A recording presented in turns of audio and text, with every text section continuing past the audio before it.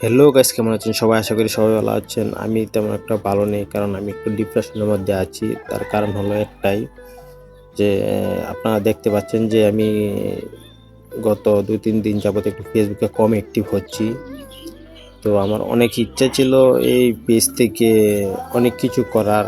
তো আমি এ একটা ডিসিশন নিয়েছি যে ফেসবুকে এখন আর কাজ করব না।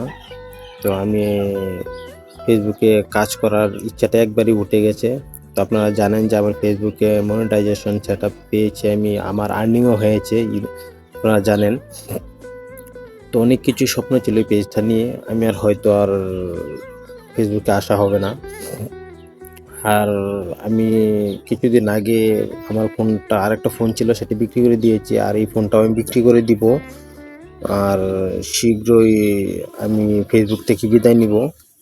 আর আপনারা অনেকেই জানেন যে এ আমি ফেসবুকে ফেসবুক নিয়ে অনেক কিছু স্বপ্ন ছিল আমার, কিন্তু ফেসবুকে আর আসা হবে না। তো সেই কারণটা আমি না বলি। আর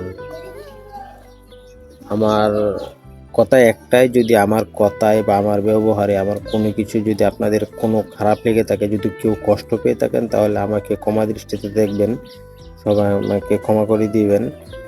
তো আমি চাই যে আমার দ্বারায় কারো কোনো ক্ষতি না হোক, কারো কোনো কষ্ট না হোক।